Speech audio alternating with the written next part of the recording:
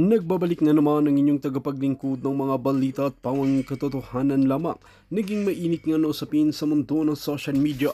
Talaga naman na nabilib nga itong si Ben Tulfo na ito kay former President Rodrigo Duterte dahil nga sa kanyang ginawa. Dahil tahimik lamang ito at maraming pruweba sa mga kabalbalan nga na ginagawa ni Kuting ng Norte. Ngayon nga ay hindi lubos akalangin ng taga-suporta ni Kuting ng Norte na ito na ganito pala ang kabalbalan na kanyang ginagawa.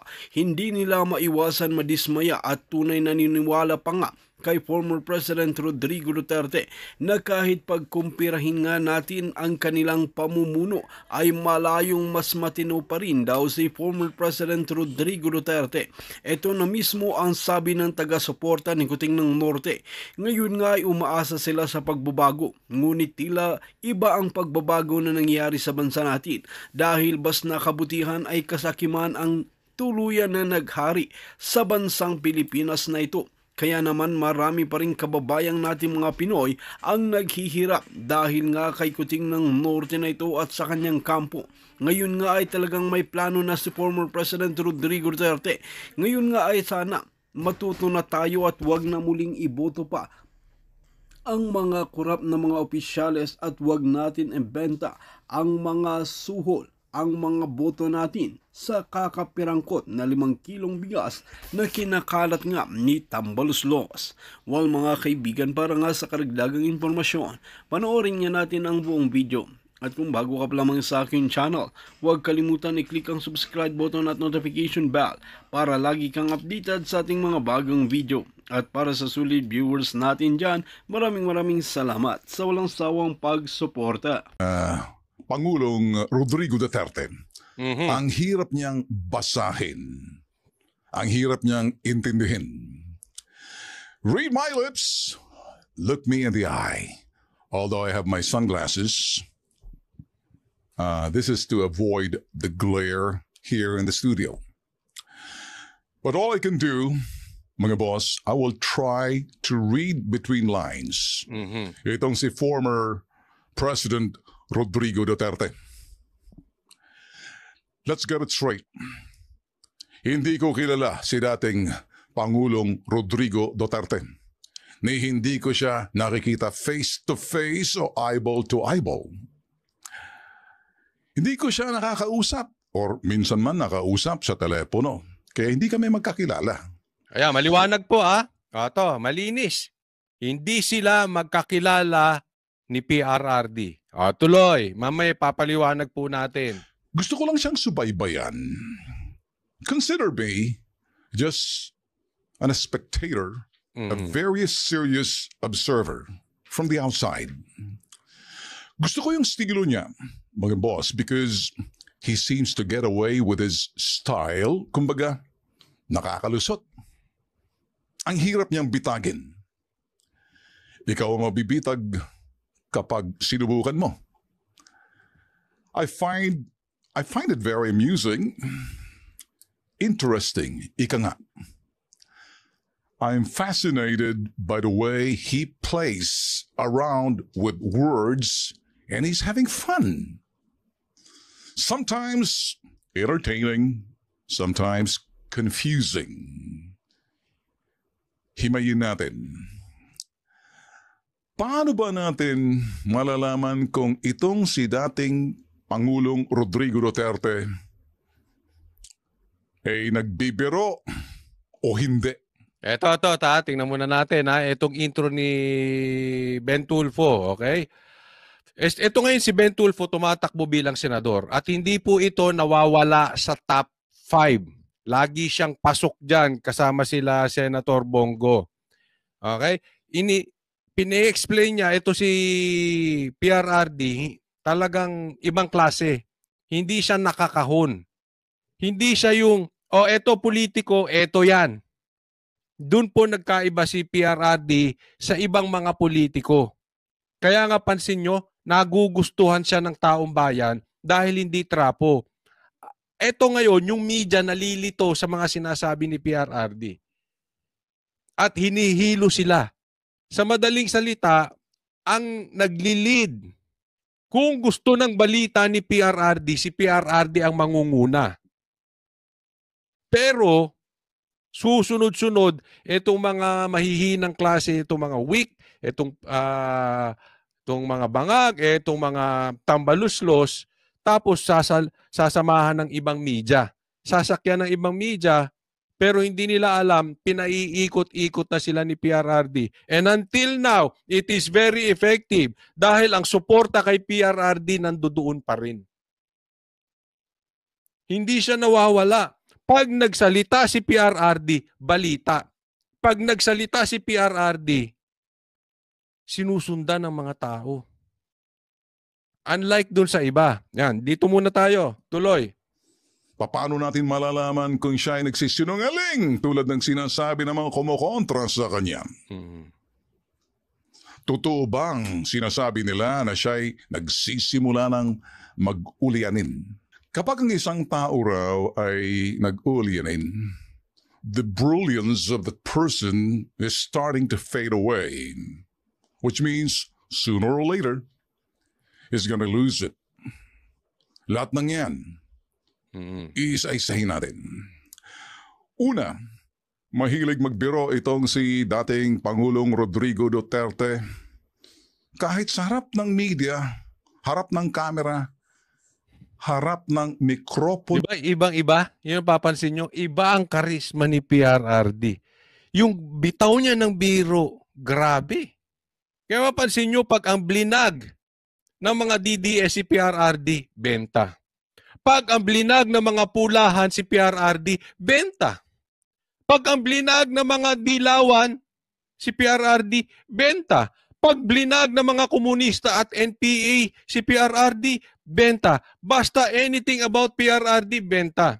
Samantalang, etong mga vloggers na sumusuporta kay BBM, pag ang binalita nila si BBM, langaw. Walang views. Pag itong mga dilawan, pag ang kanilang blinag is about the dilawans, langaw.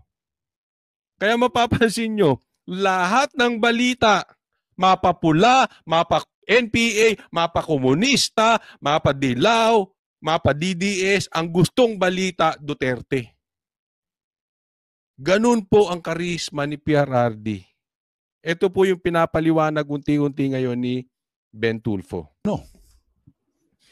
Presidente pa siya noon. At hanggang ngayon, sa kasalukuyan, sige pa rin. Biro pa more. Birong may laman. Yung birong pangungutya or... Yan o, biro may laman. So, inuunti-unti pinupuri. No? Ito, tingnan lang natin kay Ben Tulfo. Okay? Ito si Ben Tulfo. Matagal na po ito sinusubaybayan ko. At ito si Ben Tulfo, hindi katulad ni Raffy Tulfo at saka ni Erwin Tulfo. Iba po. Iba. Sa katunayan, ito ha. Meron akong nabalitaan sa isang malapit di umano sa mga Tulfo. Hindi ko lang alam kung ito ay totoo. Pero siya ay kilalang malapit sa mga Tulfo. Ang sabi niya,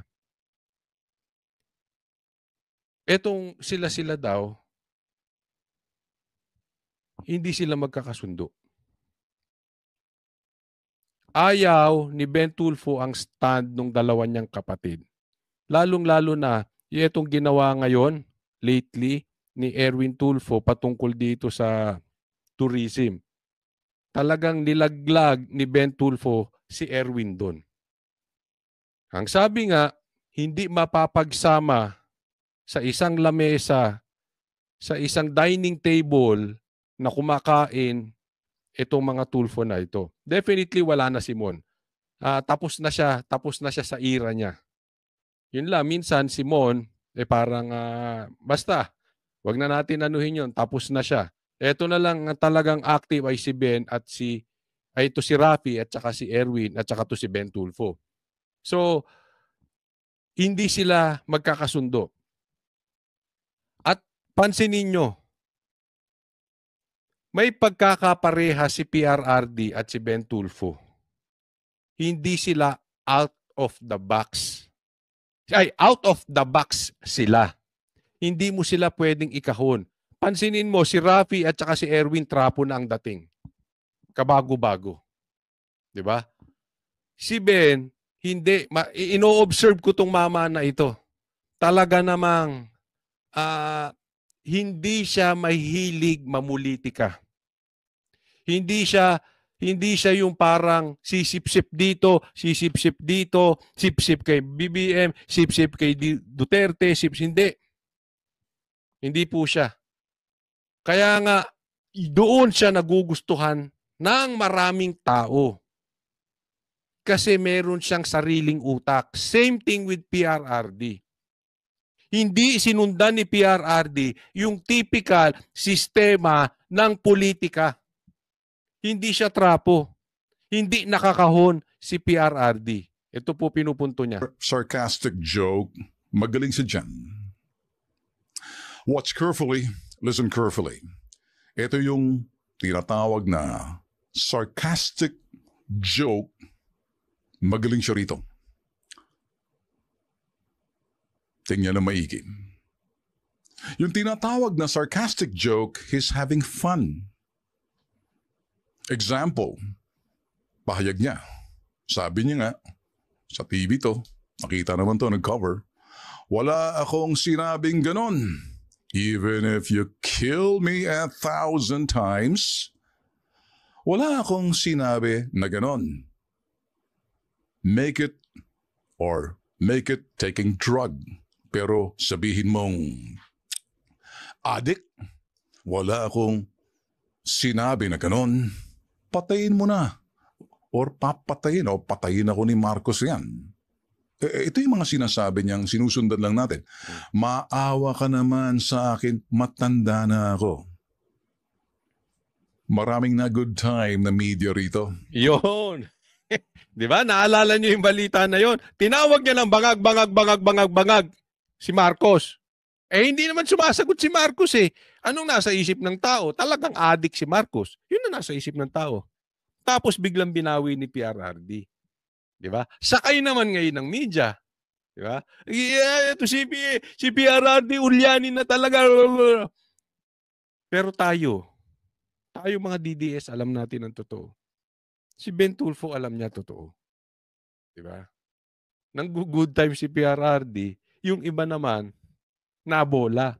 Yung mga tangang mga pulahan, dilawan, di ba? O yung mga bayarang mainstream media.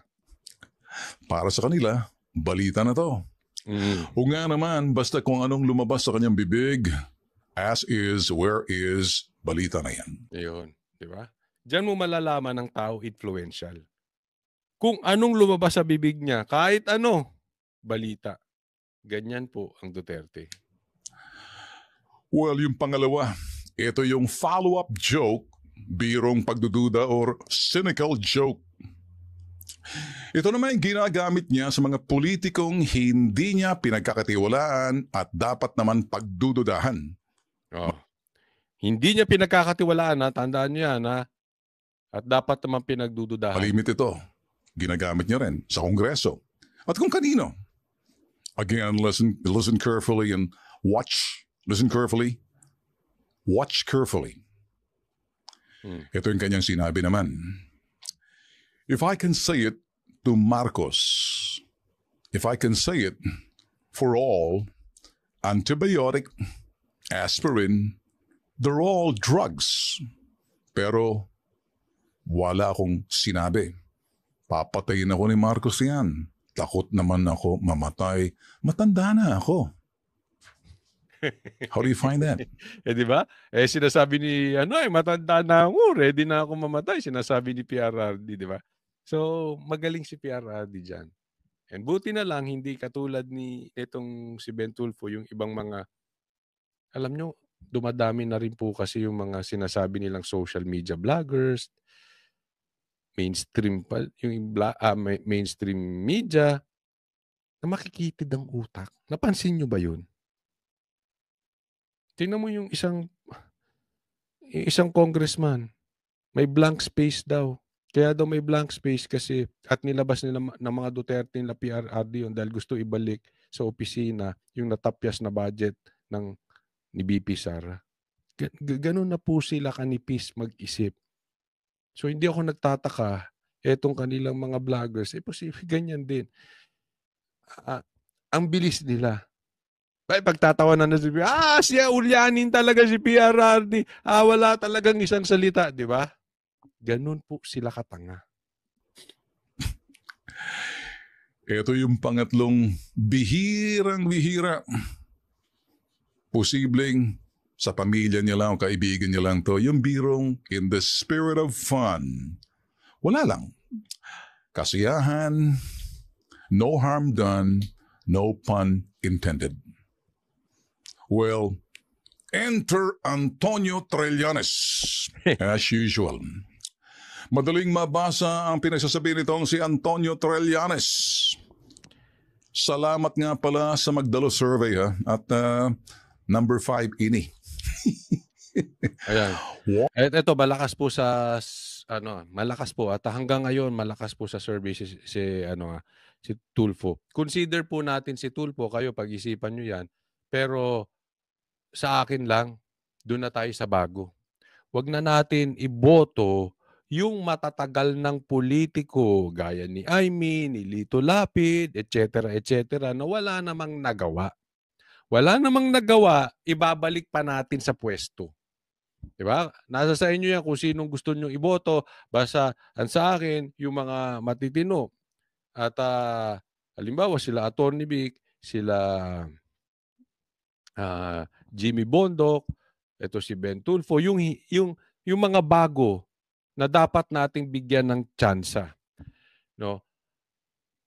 Alam mo, ang nakita ko dito kay Ben Tulfo, tingnan nyo mabuti. Meron po itong tayo. Imposible. Itataya ko lahat dito sa inyo. Imposibleng hindi ito nilapitan ng mga Marcos. Imposible. Napaka-imposible. Imposibleng hindi ito nilapitan ng mga galamay ni Marcos. Para tumakbo. Alam natin, ang tatak Tulfo, Tulfo yan. And until now, mataas pa rin sa survey si Tulfo. Kaya hindi ako naniniwala, imposibleng hindi ito nilapitan ng mga pula. Pero,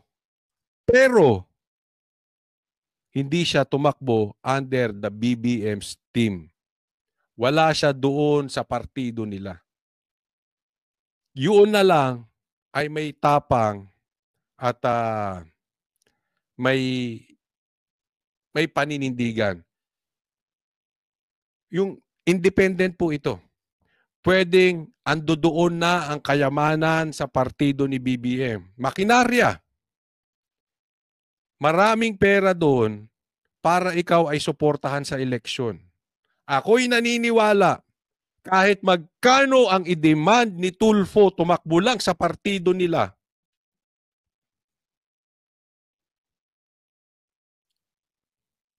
ibibigay. Ganoon po kalakas ang Tulfo. Hindi po natin madidinay yan. Especially si Ben, kasi si Ben Tulfo ibang-iba po doon sa mga kapatid niya. So, I'm positive na may opinion na may alok. Ito, malaki ito si Ben Tulfo. And sigurado ako tinanggihan niya 'yon.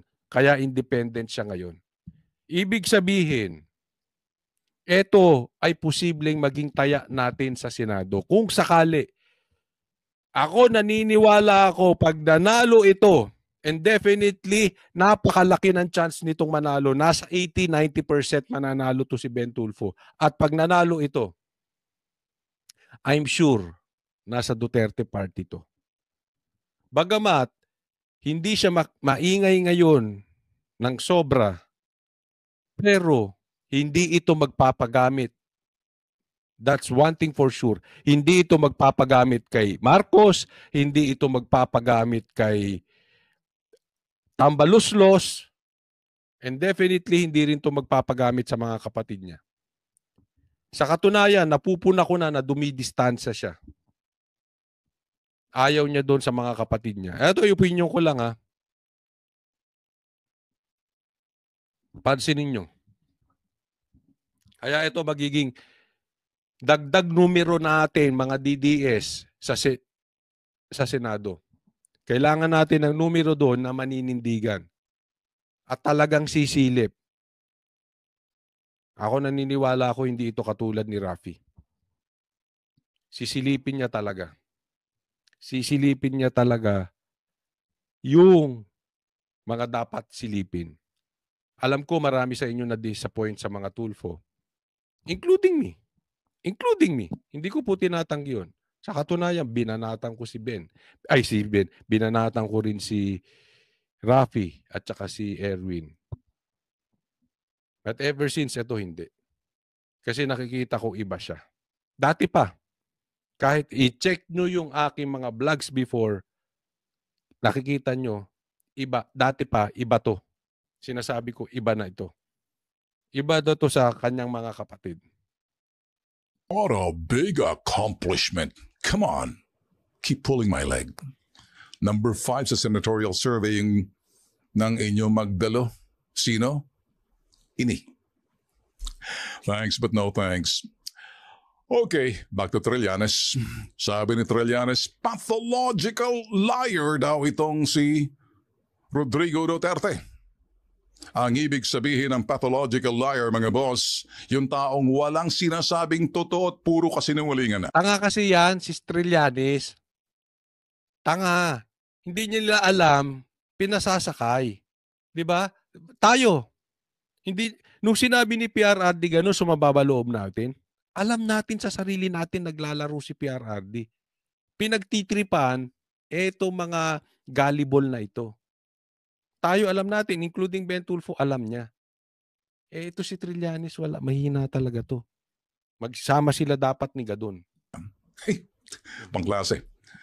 Yung sabihin, nasanay na yung pathological liar mabuhay sa kasinungalingan. Kaya naman, sa pananaw ni Antonio Trillanes, itong dating Pangulong Duterte, Rodrigo Duterte, may amats. Ibig sabihin, may tama raw. Makikita mo dyan sa post niya, mga boss, at babasahin ko, the pathological liar in Duterte was in full display. Malalang amats nito. Tell me about it.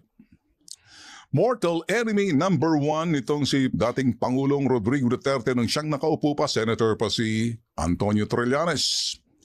Sino kayang unang mag-uulianin dito sa dalawa? Si Tonyo o si Digong? Don't raise your hands. Please, if you know the answer, do not raise your hands. O kayo, sa tingin ninyo, sino muna mag-uuli? Palagay ko nag-uulyanin na si Trillanes ngayon pa lang eh. Tingnan mo, wala nang latak na yung lumalabas sa utak. Don't get in trouble. Kapag tinawag mo ang isang taong pathological liar dahil pilit mong binabasa ang mga palabrang lumalabas sa bibig niya. Mismo.